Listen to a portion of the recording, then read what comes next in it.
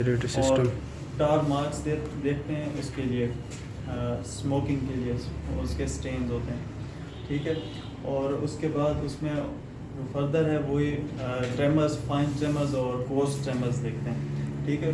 Fine tremors इसमें bronchodilators use करने वाले पेशेंट का ब्रोंकोडायलेटर्स जो वो है सिम्पैथोमाइमेटिक है, उनका स्केलेटल मसल पे इफेक्ट होता है तो उसमें फाइन ट्रेमर्स आते हैं। और जो कोर्स ट्रेमर्स हैं वो CO2 रिटेंशन वाले पेशेंट जो मतलब रिस्पिरेटरी फेलियर में जा रहे हैं उनमें होते हैं कोर्स ट्रेमर्स। वही तरीका वही है चेक करने का, ठीक है। अब ऊपर पल्स और ये इससे रिलेटेड नहीं है, CVS से रिलेटेड है, ठीक है। अब आते हैं नेक पे और फेस पे, ठीक है। नेक पे और फेस पे आप आंखों में देखेंगे, आंखों में किस चीज़ के लिए देखेंगे, साइनोसिस उसके लिए, एनीमिया के लिए देखेंगे, और कंजक्टिवा देखेंगे उसके लिए, पॉलीसाइथीमिया के लिए। जो इंजेक्टेड कंजक्टिवा होंगे वो पॉलीसाइथीमिया वाले पेशेंट जो COPD वाले पेशेंट्स में अक्सर होता है पॉलीसाइथीमिया। और फेस पे आप इंगोज वेन्स देखेंगे, कलर देखेंगे, ठीक है। वो किस वजह से हो सकती है, सुपीरियर वेना के ऑब्स्ट्रक्शन की वजह से, ठीक है। और हैंड में एक चीज़ बताना भूल गया कि जो हैपोथिनर है उसकी वेस्टिंग के लिए देखेंगे। वो कित में होता है, जब लंग्स ट्यूमर जब नेक के रूट में होगा तो वो T1 को वो करता है, नर्व रूट को कंप्रेस करता है, जिसकी वजह से वेस्टिंग हो जाती है अक्सर इसकी, ठीक है। आंखों में वो देखेंगे, हॉर्नर सिंड्रोम के लिए टोसिस वगैरह देखेंगे और प्यूपिलरी रिएक्शन देखेंगे, ठीक है। और फिर नेक में आते हैं तो नेक में भी इंगोज वेन देखेंगे, JVP चेक करेंगे, और बस GP यही है, रिस्पिरेटरी से रिलेटेड GP इतना है। अच्छा, अब आते हैं रिस्पिरेटरी सिस्टम प्रॉपर पे। उसमें वही है, इंस्पेक्शन है, पल्पेशन है, परकशन है और अस्कल्टेशन है, चारों स्टेप्स वही हैं, ठीक है।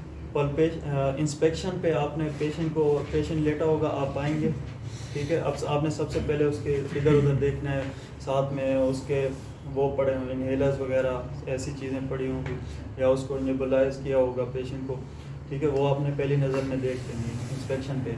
फिर पेशेंट लेटा होगा, उसको आपने एक्सपोज करना है, ठीक है। एक्सपोज वही यहाँ तक, मतलब वेस्ट तक एक्सपोज करना है उसको। फिर पेशेंट को आपने राइट साइड से भी वो करना है, इंस्पेक्ट करना है, ठीक है। पेशेंट के लेवल पे भी इंस्पेक्ट करना है और फुट एंड से आकर उधर भी इंस्पेक्ट करना है। इंस्पेक्शन पे आपने क्या क्या चीज़ें देखनी हैं, इंस्पेक्शन पे आपने वही जो कल वाली चीज़ें थी, एनी बल्ज, स्कार्स, ठीक है, डायलेटेड वेन्स, और उसकी शेप, चेस्ट की शेप, और आपने इसी दौरान ही रिस्पिरेटरी रेट उसका चेक कर लेना है। पेशेंट को ये वो हुए बगैर, फील हुए बगैर कि आप उसको कुछ कर रहे हैं, क्योंकि जब पेशेंट को वो पता चल जाए तो उसको वो हो सकता है कि हाइपर वेंटिलेशन शुरू कर दे या एंग्जाइटी में कि मुझे चेक किया जा रहा है। तो आपने जब उधर से देखना है और फुट एंड से आकर देखना है, तो आप रिस्पिरेटरी रेट भी काउंट कर रहे हैं और उसको बाकी भी आप उसको इंस्पेक्ट कर रहे हैं, ठीक है। और फुट एंड से आकर उसकी रिस्पिरेटरी पैटर्न भी देखना है, ठीक है। अच्छा, थोरैको एब्डोमिनल नॉर्मल होता है जो एडल्ट्स में होता है, क्योंकि एडल्ट्स में तो ये वेल डेवलप हो जाता है थोरैक्स, और बच्चों में ये नहीं होता, तो उनमें एब्डोमिनोथोरेसिक वो होता है, पैटर्न होता है रिस्पिरेटरी रेट का। अच्छा, उसके बाद इंस्पेक्शन होगी। अब पल्पेशन पे जो है 4 चीज़ें, ठीक है। पल्पेशन पे 4 चीज़ें देखनी हैं। 4 चीज़ें कौन सी है, पहले ट्रेकिया को पल्पेट करना है, दूसरा एपेक्स बीट जो है लोकेट करनी है, तीसरा वोकल फ्रेमिटस के लिए चेक करना है, और चेस्ट मूवमेंट्स को देखना है, ठीक है। अच्छा, सबसे पहले ट्रेकिया को किस तरह पल्पेट करना है, तो डिफरेंट मेथड हैं, 1 फिंगर से भी करते हैं और 3 फिंगर से भी करते हैं। 3 फिंगर से किस तरह, जो स्टर्नम है, ये स्टर्नल नॉच है ना, आपने अपनी 2 फिंगर्स जो हैं वो इसके दोनों उस पर रखनी है और 1 फिंगर से उसको डीप पल्पेट करना है, ठीक है। मतलब ये तरीका है, और ये भी है कि सीधे सिंपल आप उसमें 1 फिंगर से भी कर सकते हैं, ठीक है, स्टर्नल नोज में। अच्छा, इसमें आप ट्रेकिया की डेविएशन होती है कुछ चीज़ों में, ट्रेकिया की डेविएशन अपोजिट साइड पे भी होती है और उस पे भी होती है, सेम साइड पे भी होती है, ठीक है। अपोजिट साइड पे किस किस कंडीशन में होती है, नीमोथोरेक्स में होती है, और वेसिकुलर एफिलियन में होती है, और कार्सिनोमा लंग्स में, ठीक है, वो उसमें अपोजिट साइड पे देखने को मिलता है। और जब पेशेंट को वो हो, पल्मोनरी फाइब्रोसिस हो, या फिर लंग कोलैप्स हो, या फिर लोबेक्टमी कर लें हम किसी साइड पे, ठीक है, जो एम्फेसाइमा वगैरह उसमें करते हैं, तो उसमें सेम साइड पे डेविएशन होती है, ठीक है। ये आपसे पूछ सकते हैं कि डेविएशन किन किन कंडीशन में होती है। और लंग अगर हाइपर एक्सटेंडेड है ना, हाइपर इन्फ्लेशन हुई है, तो फिर आपने इसमें स्टर्नम और क्रिकाइड कार्टिलेज का डिस्टेंस भी देखना है। इसमें यह होगा कि स्टर्नम जो है ऊपर को शिफ्ट हुई होगी, और इनका डिस्टेंस जो है कम हुआ होगा, क्रिकाइड और स्टर्नम का डिस्टेंस, ठीक है। ये हो गया ट्रेकिया की पल्पेशन। उसके बाद वो करते हैं एपेक्स बीट लोकेट करते हैं। एपेक्स बीट को लोकेट करने का वही तरीका है, एक हाथ रखेंगे पहले general impression of cardiac beat, फिर जो है एक अपनी फिंगर्स टिप से उसको लोकेट करना है, उसको काउंट करना है, ठीक है, किस रिप में है। और फिर जो है राइट उसके लिए राइट वेंट्रिकुलर हीप के लिए भी चेक करना है, ठीक है। अब एपेक्स बीट जो है वो डिसलोकेट कितनी कंडीशन में हो सकती है, या तो कार्डियक प्रॉब्लम है, जो वो है वेंट्रिकल है वो डायलेट हुआ है, ठीक है, और जो ये है थोरेक्स रिलेटेड जो सीवियर रिस्पिरेटरी से रिलेटेड प्रॉब्लम है, इनमें किन किन उसमें डिसलोकेट हो सकती है, जब पूरा मीडिया स्टेनम शिफ्ट हुआ वेसिकुलर एफ्यूजन में, या इस तरह कैंसर में, उनमें जब पूरा मीडिया स्टेनम शिफ्ट होता है तो एपेक्स बीट जो है वो डिसलोकेट हो जाती है। अच्छा, और एपेक्स बीट जो है आपको इम्पल्पेबल है, या आपको कार्डियक साउंड जो है वो नहीं सुनाई दे रही, तो इसका क्या मतलब है, जो लंग्स की हाइपर इन्फ्लेशन हुई है, जो लंग्स का लिंगुला होता है वो हार्ट को पूरा कवर कर लेता है, ठीक है, तो उसमें हमें पल्पेबल नहीं होगी, ठीक है। ये किन किन कंडीशन में, एस्थमा में हाइपर इन्फ्लेटेड होता है, सीओपीडी वगैरह में हाइपर इन्फ्लेटेड होता है, ठीक है, एपेक्स बीट होगी। उसके बाद दूसरा होता है वोकल फ्रेमिटस, ठीक है। वोकल फ्रेमिटस जब पेशेंट आवाज़ बोलता है ना, तो आवाज़ ऊपर भी आती है, और जो थोरेक्स की सरफेस है इस तरफ भी आती है, ठीक है। अब ये जो है उस पे हम 3 जगहों पर हम चेक करते हैं, 3 जगहों पर यूजुअली चेक करते हैं, एपेक्स पे भी करते हैं, और इसके 2 तरीके हैं। एक तो हैंड जो है इस तरह स्ट्रेट रख कर भी करते हैं, और वो भी सीधा रख कर भी करते हैं। हम पेशेंट को कहते हैं कि 9-9 या 3-3 बोलो, तो अपने एक हाथ से करना है, जिस हाथ से एक साइड पे करेंगे उसी हाथ से दूसरी साइड पे भी करेंगे। ये नहीं होगा कि आपने दोनों हाथ इस तरह किए हो 3-3 बोलो 3-3 बोलो, नहीं, एक हाथ इधर रखोगे और सेम उसी लेवल पर दूसरा हाथ जो है वो अपोजिट साइड पे रखोगे। इसमें ये होता है कि डिक्रीज़ या इंक्रीज़ का कोई वो नहीं है, कंसेप्ट नहीं है। इसमें ये होगा कि कम या ज़्यादा दोनों को कंपेयर कर रहे हैं ना, तो एक साइड पे कम होगी, एक साइड पे ज़्यादा होगी, आपने दोनों साइड्स को कंपेयर करना है, ठीक है। आपको नॉर्मल एबनॉर्मल का नहीं पता होता, तो आपने दोनों साइड्स को कंपेयर करना है कि हाँ इसमें कम है, इसमें डिक्रीज़ है। अब किन किन कंडीशन में डिक्रीज़ या इंक्रीज़ हो सकती है। इंक्रीज़ किस कंडीशन में होगी, जब कंसोलिडेशन होगी। कंसोलिडेशन में मतलब वो होता है सेमी सॉलिड सा वो कंसोलिडेशंस बन जाती है ना, तो आपको पता है कि सॉलिड में जो आवाज़ है वो तेज़ी से ट्रैवल करती है और ज़्यादा ट्रैवल करती है बनिस्बत एयर नहीं उसमें फ्लूइड्स की, ठीक है। तो जब नमूनिया होगा या कोई वो होगा कैंसर, ब्रोंकियल कैंसर होगा, उसमें जो है ज़्यादा होगा फ्रेमिटस, और प्लूरल इफ्यूजन में वो कम होगा, ठीक। अच्छा, उसके बाद फ्रेमिटस हो गया। उसके बाद वो है चेस्ट एक्सपेंशन है। चेस्ट एक्सपेंशन में हम ये कहते हैं चेस्ट मूवमेंट्स को, चेस्ट मूवमेंट्स हैं, एक्सपेंशन तो वो जब डिक्रीज़ होगी तब हम चेक करते हैं। चेस्ट मूवमेंट्स को हम किस तरह चेक करते हैं, अपनी जो फिंगर टिप्स हैं, ये आपने जो मिड एक्सिलरी लाइन है ना, इधर आपने ये वो करनी है, इसको सेट करना है, ठीक है, इन दोनों को। और जो वो हैं थम्स हैं वो आपने लाने इधर अपोजिट साइड पे, ये अभी मैं करूँगा ना किसी को, तो इधर लाने और पेशेंट को कहना है कि डीप सांस लो, ठीक है, डीप सांस लो। तो इसमें अपर चेस्ट और लोअर चेस्ट दोनों में वो करते हैं, ठीक है। अपर चेस्ट और लोअर चेस्ट दोनों में मतलब above the nipples and below the nipples, इन दोनों में हम चेक करते हैं। तो किन किन कंडीशन में डिक्रीज़ होगी। डिक्रीज़ जो है ये एक साइड पे भी हो सकती है और जनरलाइज भी डिक्रीज़ हो सकती है, ठीक है। एक साइड पे डिक्रीज़ होगी तो उसकी क्या कहा जाता है, नीमोथोरेक्स हुआ है, या पेशेंट को वो है कोई कंसोलिडेशन है, ठीक है, या ट्यूमर है, तो उस साइड पे चेस्ट की मूवमेंट्स जो है डिक्रीज़ होंगी। और जनरलाइज जो है COPD में, एस्थमा में, इन कंडीशंस में ये जनरलाइज वो होगी, डिक्रीज़ होगी, मतलब ऊपर भी नीचे भी और दोनों साइड्स पे डिक्रीज़ होगी चेस्ट मूवमेंट्स, ठीक है।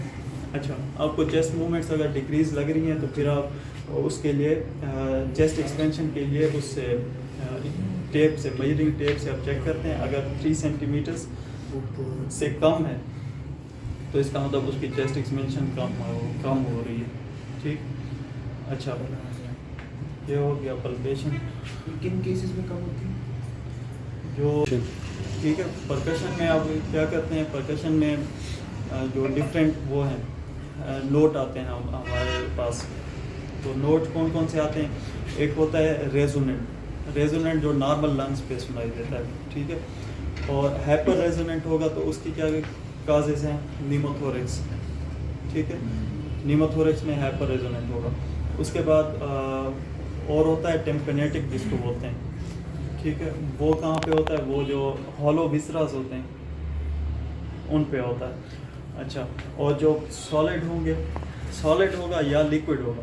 सॉलिड होगा जैसे ब्रोंकियल कार्सिनोमा है तो उस पर स्टोनी डल, ठीक। और जो लिक्विड होगा जहाँ पे कंसोलिडेशन होगी या लिक्विड होगा वहाँ पे डल होगी, ठीक है। और ये चीज़ एक्सपीरियंस से आती है, स्टोनी डल और डल में आप किस तरह वो करेंगे, डिफ्रेंशिएट करेंगे, ठीक। ये वाली उसकी वो है इसमें परकशन में। अब करते कहाँ पे हैं? सबसे पहले आपने क्लेविकल पे वो करना है, परकस करना है, डायरेक्ट करना है क्लेविकल पे परकस, मतलब अपनी फिंगर से, और उंगली से रख कर भी कर सकते हैं। आपने क्या करना है कि अपनी जो मिडिल फिंगर है वो आपने फर्मली प्लेस करनी है, या तो जब पहली परकशन करते हैं तो क्लेविकल के ऊपर करते हैं। क्लेविकल के ऊपर करने के बाद आपने एपेक्स पे वो करना है, परकस करना है, फिर नीचे आ जाना। नीचे आने के बाद आपने 3 जगहों पर एंटीरियरली और एक लेटरली, 3 पॉइंट्स एंटीरियरली और एक लेटरली इधर करना, ठीक है। इसमें आपने क्या करना है, आपने एंटीरियर वॉल पे आपने लिवर की डलनेस भी वो करनी है, देखनी है, और कार्डियक डलनेस भी देखनी है, ठीक है। कार्डियक डलनेस जो है वो राइट वेंट्रिकल की मेनली होती है, और इसमें जो 5th इंटरकास्टल स्पेस में लिवर की डलनेस आना शुरू हो जाती है नॉर्मली, सही। तो आपने वहाँ पे आकर लेटरली चले जाना, ठीक है। मतलब एक आपने इधर परकस किया, फिर एपेक्स पे दोनों साइड पे कंपेयर करते हुए, फिर बिलो क्लेविकल, फिर मिडल ऑफ, आप कोई भी इंटरकास्टल स्पेस ले सकते हैं। तो आपने 3 पॉइंट्स इधर करने हैं, सामने पूरे करने हैं, और एक लेटरली करना है, ठीक है। आपने क्या करना है कि दोनों को कंपेयर करना है, दोनों साइड्स पे, ठीक है। और जब कार्डियक डलनेस या लिवर की डलनेस आ जाए तो आपने लेटरली मुड़ जाना, ठीक है। इसी तरह बैक पे भी, बैक पे जब जाना है तो आपने क्लेविकल तो नहीं है तो एपेक्स पे वो करना है, परकस करना है। उसके बाद जब एपेक्स पे कर लें तो पीछे स्कैपुला से, ठीक है। अब आप स्कैपुला पे नहीं करना, अब पेशेंट को आपने क्या कहना है कि अपने हाथ जो हैं वो इस तरह वो बांध लेगा, तो ताकि स्कैपुला जो है लेटरली चले जाएंगे, ठीक। तो आपने नॉर्मली यहाँ पे तीन पॉइंट्स पे वहाँ पे भी परकस करना है और लेटरली जाना, ठीक है। मतलब एटलीस्ट इतने करने हैं, बाकी आप हर एक इंटरकास्टल स्पेस में कर सकते हैं, ठीक है। लेकिन इतना टाइम होता नहीं है, तो बस वो आपसे इतना देखते हैं कि आपकी आवाज़ निकल रही है आपके हाथ से और आप ठीक कर रहे हैं। ये नहीं हो कि आप इधर से शुरू हो इधर तक चले जाएं और इधर से शुरू हो इधर तक, पहले इधर फिर इधर, मतलब दोनों साइड्स पे एक साथ ही कंपेयर करना है। और इसमें वो भी होगी कि कौन कौन सी होती हैं, ठीक है। अब आते हैं अस्कल्टेशन। अस्कल्टेशन में ये होता है कि अस्कल्टेशन में भी यही पॉइंट्स हैं, ठीक है, जो जहाँ पे अस्कल्टेट करना है। लेकिन इसमें जो वो है साउंड्स हैं, साउंड है ना, ब्रेथ साउंड्स में ब्रोंकियल ब्रीथिंग होती है और वेजिकुलर ब्रीथिंग होती है। जो नॉर्मल लंग ब्रीथिंग है ना, नॉर्मल पेशेंट, नॉर्मल बंदे में, तो वो वेजिकुलर होती है, ठीक है। और जो ब्रोंकियल ब्रीथिंग है वो किन किन कंडीशन में होती है? जहाँ पे कंसोलिडेशन होगी, ठीक है, कंसोलिडेशन में होगी, कैविटेशन में और लंग कोलैप्स में होगी ब्रोंकियल ब्रीथिंग। और नॉर्मली आप किधर सुन सकते हैं जब आप अपने ट्रेकिया पर वो करते हैं स्टेथ से सुनते हैं, वहाँ पे आपको जो आवाज़ सुनाई देती है वो ब्रोंकियल ब्रीथिंग की आवाज़ उस तरह की होती है। ठीक, और इसमें भी उसकी तरह हार्ट की तरह एडेड साउंड होते हैं। एडेड साउंड में जिसमें वीज, जिसको रोंकाई कहते हैं, सही है। अब इसमें वीज जो है वो 2 टाइप्स की होती है, 3 टाइप्स की, बल्कि 3 टाइप्स कौन सी होती हैं? जो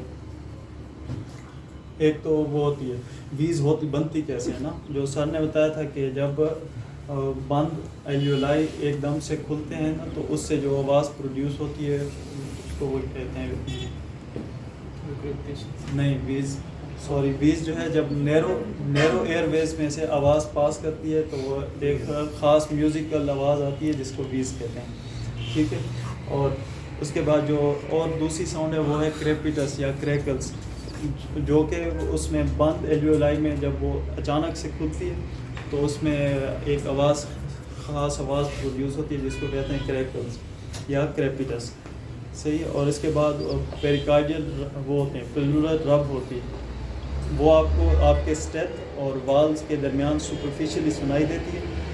ठीक है, और वो पेलुलर इन्फेक्शन, ठीक है, प्लूराइटिस इन चीज़ों में होती है, सही। अब इसमें जो वो है वीज़ है, वीज़ किन किन कंडीशन में होती है? जो एस्थमा है, COPD है, इनमें आपको वो होगी एक्सपायरेटरी वीज़ आती है, सही, एक्सपायरेटरी वीज़ आती है। और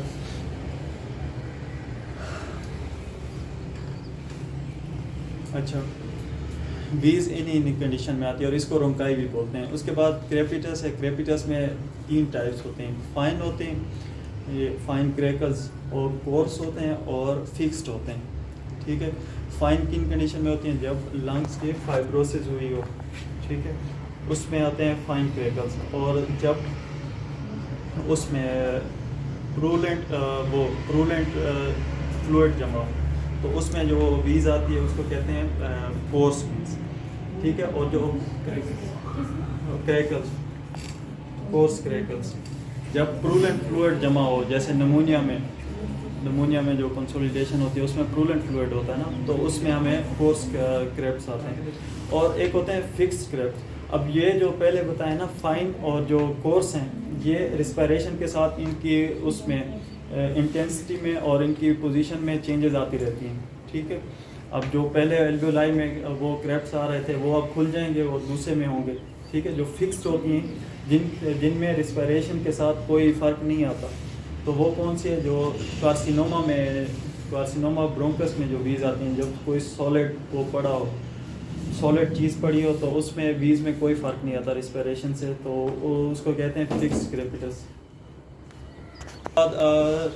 वो है वोकल रेजोनेंस है, वोकल रेजोनेंस वही क्रेपिटस के जो को जब हम अस्कल्टेट करते हैं, फ्रेमिटस को हम अस्कल्टेट करते हैं तो उसको वोकल रेजोनेंस कहते हैं। ठीक है, और वो भी हम जब अस्कल्टेट करते हैं तो उन्हीं चीज़ों जगहों पर अस्कल्टेट, ठीक है, और तीन जगहों पर एंटीरियरली और एक लेटरली, उसी तरह जिस तरह परकशन करते थे। लेकिन जब एपेक्स पे करना है तो बेल से करना है। ठीक है, बेल से करना है, ये चीज़ नहीं भूलनी, क्योंकि जो पेशेंट होते हैं ना, उनका एपेक्स के हुआ क्लेविकल के ऊपर वाली जो जगह है वो फ्लैट नहीं होती, तो आपका डायफ्राम उधर नहीं हो सकता ना, फिट नहीं हो सकता। तो फिट जब नहीं होगा तो आपको सही से सुनाई नहीं देती। तो मैम सादिया ने भी हमें ये कहा था कि आपने उसको एपेक्स से पल पे वो करना है, अस्कल्टेट करना है, बेल से अस्कल्टेट करना है एपेक्स को। ठीक, अच्छा, अब एग्जामिनेशन कर लेंगे परफॉर्म, तो असद 8:45 तो आप ये फर्स्ट किया, ये 45 है ना। हाँ, सारा कुछ उसको एक्सपोज करना है, उससे कंसेंट लेने के बाद, ठीक है, एक्सपोज करने के बाद अब एक्सपोज पहले GPE अगर कर रहे हैं तो एक्सपोज नहीं करेंगे, जब डायरेक्ट थोरेक्स पे आएंगे तो तब एक्सपोज करने के बाद आप फिर एग्जामिनेशन फर्दर शुरू करेंगे। ठीक है, अब GPE से स्टार्ट करते हैं। अब कंसेंट वगैरह ले लिया है मैंने ना, हाथ इस तरह और इसमें भी यही आप डायरेक्ट इस तरह करवा सकते हैं कि हाथ इस तरह करो तो वो पता चल जाता है। ठीक, अच्छा अब मैं क्लबिंग के लिए इसको देखा। क्लबिंग के क्या क्या काजेज़ होते हैं? क्लबिंग के काजेज़ में जो सर ने बताया था आसान तरीका ये है कि जिस सिस्टम वेगस नर्व सप्लाई करती है उसकी क्रोनिक डिजीज क्लबिंग पास करेगी। ठीक है, तो एक होती है कंजेनिटल या इडियोपैथिक क्लबिंग जो 5 to 10% लोगों में वैसे होती है। और दूसरा थोरेक्स जो है ना, एक्वायर्ड काजेज़ में थोरेक्स रिस्पिरेटरी डिजीजेस रिलेटेड जो क्लबिंग है वो 70% है। ठीक है, उसके बाद कार्डियक काजेज़ हैं, जीआईटी काजेज़ हैं।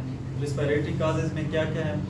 उनमें ब्रोंकाइटिस है और इम्पाइमा इन्फेक्शन वगैरह, क्रोनिक इन्फेक्शन और लंग कैंसर, मेसोथेलियोमा, ये वाली कंडीशन में। और हार्ट से रिलेटेड कौन से काज हैं क्लबिंग के? उसमें इन्फेक्टिव एंडोकार्डाइटिस और कंजेनिटल साइनोटिक हार्ट डिजीज। और जीआईटी में क्या है? सिरोसिस है और इन्फ्लेमेटरी बाउल डिजीज और सीलिएक डिजीज। ठीक है, और थायराइड में हाइपरथायरॉइडिज्म या थायरोटॉक्सिकोसिस, उसमें होती है क्लबिंग। सही, अब क्लबिंग चेक कर ली, अब फिंगर्स के दरमियान टार मार्क्स चेक किए। ठीक है, हैंड को चेक किया उसके लिए बेस्टिंग के लिए। ठीक है, हाथ इस तरह करके ट्रेमर्स के लिए देख लिया। और हाँ, इधर साइनोसिस और एनीमिया के लिए भी देख लिया।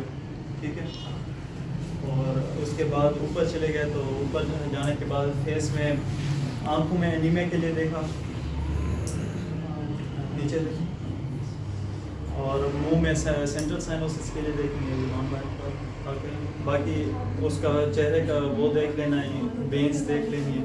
ठीक है, नेक पे आ गए तो नेक में जेवीपी देख लेनी है और डिस्टेंडेड वेन्स वगैरह वो देखनी है। ठीक, और जीपी यही है बस, रिस्पिरेटरी सिस्टम। जीपी में लिम्फ नोड्स करेंगे वो जो उसमें कल करवाए थे ना, बाकी सारा वही है जो रिस्पिरेशन से रिलेटेड स्पेसिफिक है वो इसमें। एक्सिलरी तो वो ना, एक्सिलरी तो सुप्राक्लैविकुलर सर ने कहा था जब नेक के लिम्फ नोड में कोई अगर इलाज हो, ठीक है, तो फिर हम दूसरे भी करेंगे सारे पे, जीबी भी। सही, अच्छा उसके बाद एक्सपोज किया। एक्सपोज करने के बाद उसको वो किया, ऑब्जर्व किया ऊपर से, उस साइड से स्कार्स वगैरह देखे, डिस्टेंडेड वेन्स देखी और रिस्पिरेटरी पैटर्न जो है वो फुट से आकर देखी। ठीक है, अब इसका रिस्पिरेटरी रेट भी मैंने बस चेक कर लिया ना, 15 सेकंड के लिए देखना है और उसको 4 से मल्टीप्लाई करना है। 15 सेकंड में अगर 3 दफ़ा आ रहा है, 4 दफ़ा आ रहा है तो 4 से मल्टीप्लाई करेंगे तो 16, 15 इस तरह बन जाएगा। ठीक, अच्छा उसके बाद वेंस के लिए वगैरह के लिए स्कार्स और रेडिएशन मार्क्स, ये चीज़ें सारी कुछ देखनी। अच्छा अब आते हैं पल्पेशन पे। पल्पेशन पे पहले कौन सी चीज़ बताई थी? ट्रेकिया को पल्पेट करना है। ट्रेकिया को पल्पेट करने के लिए पेशेंट को बताना है ना, पहले जो भी चीज़ करनी है पेशेंट को बताना है कि ये ना हो, मतलब 3 फिंगर से 2 फिंगर इधर रखनी है स्टर्नम के साइड्स पे और 1 फिंगर से वो करना है, डीप पल्पेट करना है। ठीक है, पता चल जाता है। ठीक है, इसको वो किया, पल्पेट कर लिया। उसके बाद एपेक्स बीट के लिए general impression of cardiac impulse,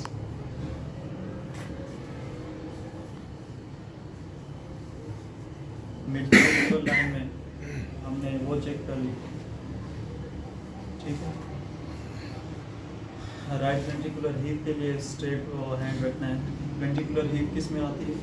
right ventricular heap. Pulmonary hypertension में, क्योंकि उसमें बैक प्रेशर पड़ता है तो वो होता है जो राइट वेंट्रिकल है वो इंलार्ज हो जाता है, वेंट्रिकुलर मेगेली होती है।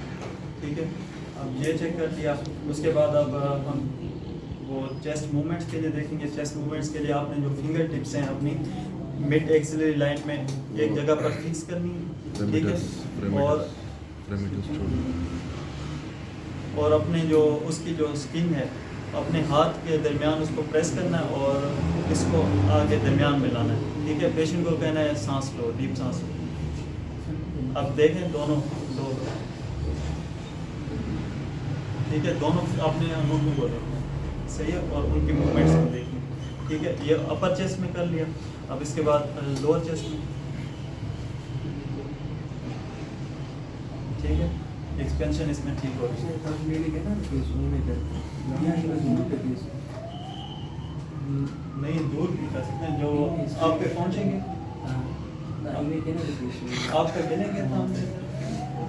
मेरे ने क्या नहीं मेरे केसों को बंद हो गए तो जहाँ पे भी रखो, लेकिन आपने मूवमेंट्स देखनी है, जस्ट तो एक्सपेंड होगा तो अंगूठे मिलाना जरूरी नहीं है, जरूरी नहीं है, बस वो हल्के से ऊपर उठे कोई ये मर्जी कर सकते यार तो बस जो तरीका यही है कि मिड एक्सिल लाइन से आपने स्किन को अपने हाथों के दरमियान प्रेस करना है और जो थम्स हैं वो एक दूसरे के करीब लाना है जहाँ तक ला सकते हैं, ठीक है। तो फिर पेशेंट को कहना है डीप सांस।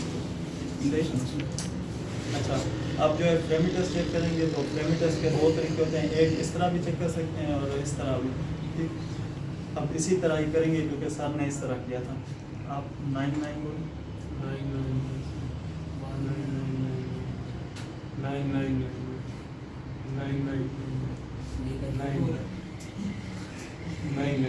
ठीक है, अब तरीका यही है कि आपने मतलब इस तरह सी बनाना है या 2 बनाना है, तो इस तरह ये होता है कि दोनों कंपेयर हो जाते हैं। दोबारा बोलो। 9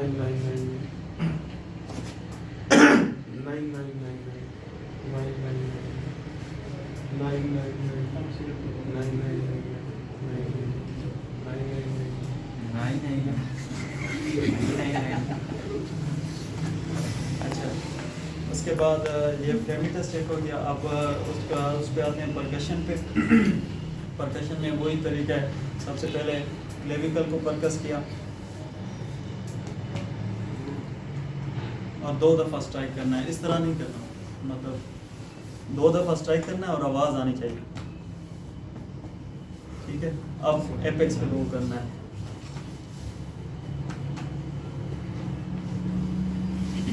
अच्छा, फिर क्लेविकल से नीचे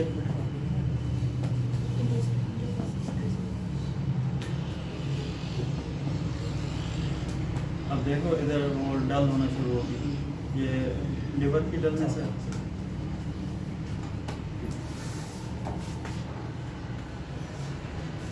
अच्छा, ये इस तरह हो गया क्लेविकल पे, एपेक्स पे, फिर 3 जगह एंटीरियर और एक लेटरल, ठीक है। नॉर्मली एटलीस्ट इतना करना है, बाकी उसके आप हर एक उसमें कर सकते हैं। सही होते हैं कैसे हाँ, क्लेविकल के ऊपर डायरेक्ट भी कर सकते हैं और फिंगर रख कर भी कर सकते हैं, सही। तो मुझे बाद वाले पे सुनते ही फिंगर पे एपेक्स पे फिंगर के साथ करें। अच्छा, उसके बाद अस्कल्टेशन है।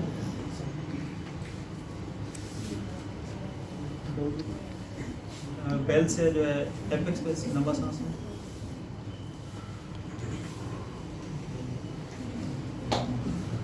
लंबा सांस।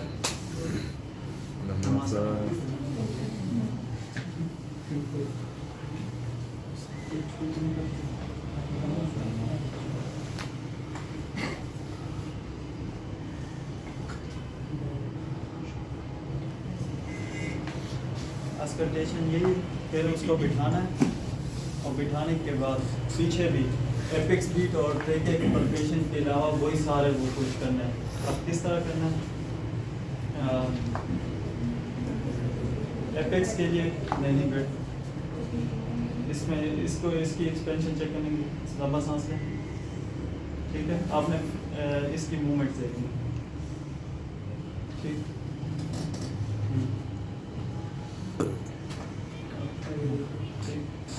अच्छा, इस तरह भी रख सकते हैं, इस तरह भी रख सकते हैं, ठीक है। 9 बोलो।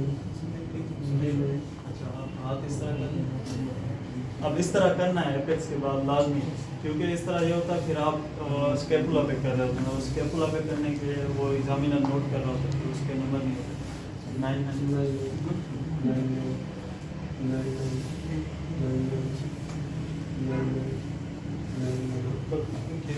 अब इसके बाद परकशन है, ठीक हो जाए। उसमें भी इस तरह पहले एपेक्स पे, अब हाथ इस तरह करें।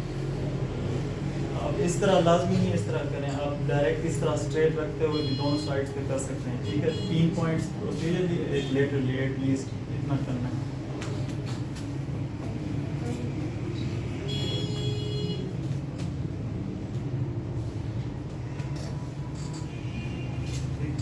परकशन हो गई, उसके बाद अस्कल्टेशन में भी वही एपेक्स पे बेल से लंबा सांस, लंबा सांस, हाथ उस तरह करें।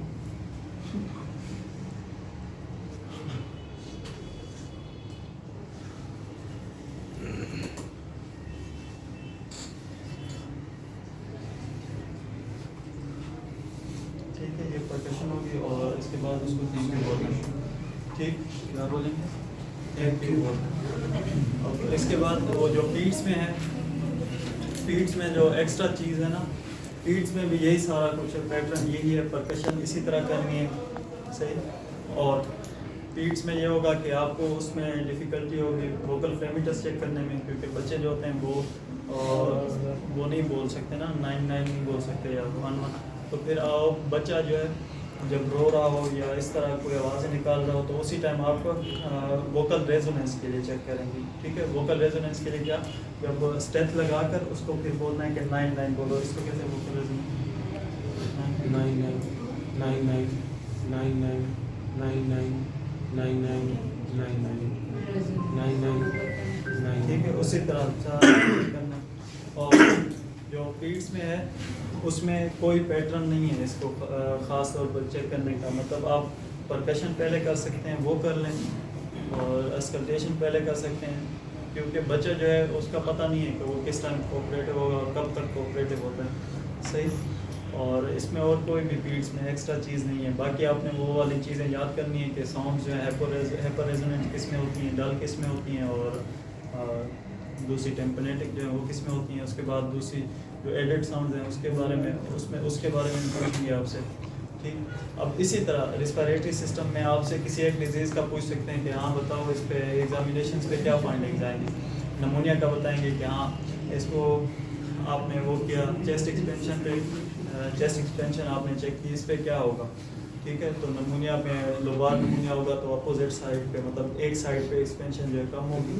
ठीक है, ब्रोंको नमूनिया में ये हो सकता है कि दोनों साइड्स पे कम होगी, सही। अब परकशन पे क्या आएगा, डल नोट आएगा।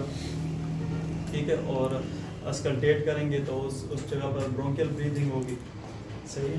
और वोकल फ्रेमिटस चेक करेंगे तो वो इंक्रीज़ होगा नमूनिया में।